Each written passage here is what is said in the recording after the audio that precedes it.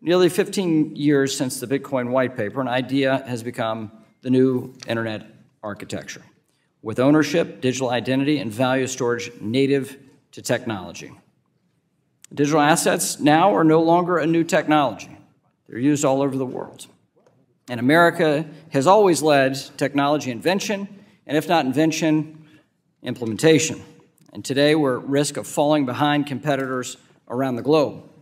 This hearing has been years in the making, bipartisan years in the making. Over the past several months, this committee has engaged in an unprecedented joint effort with our colleagues on the Agriculture Committee. Earlier this month, Chairman Thompson and I, along with subcommittee chairs French Hill and Dusty Johnson, released a discussion draft that would close the gaps between our securities and commodities laws and provide much-needed clarity for digital assets. We adhere to the time-tested principle of same risk, same regulation, while modernizing our regulatory framework to better match this innovative technology. In fact, requirements set out in the draft bill are much more onerous than the requirements for traditional financial intermediaries. As I've said, in all of our markups, I have an open door. This should be a bipartisan process, and I intend it to be.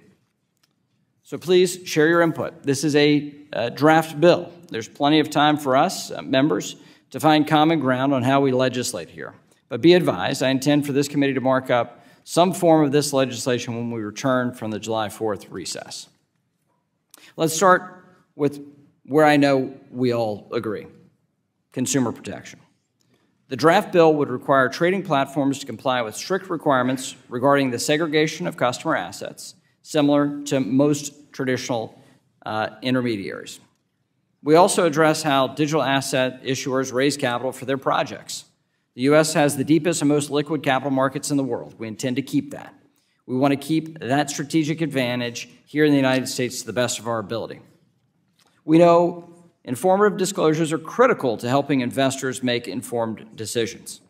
By making disclosures fit for purpose, the draft bill will ensure issuers provide users with necessary information, including the number of tokens in circulation, the concentration of assets held by affiliates, and much, much more.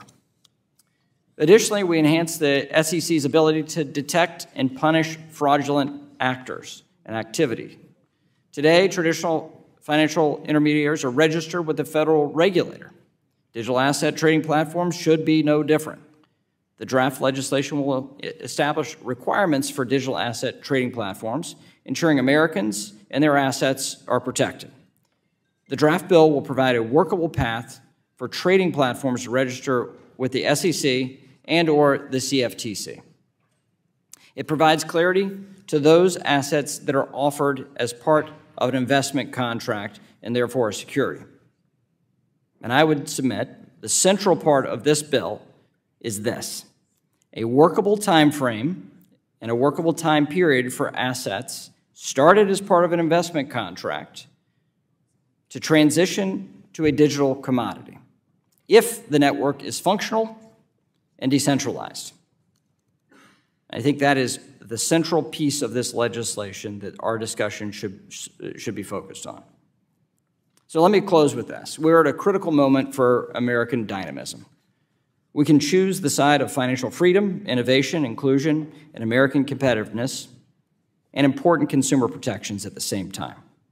Or we can let this moment pass us by and surrender our leadership of the global financial system to other countries. I hope we'll choose the former.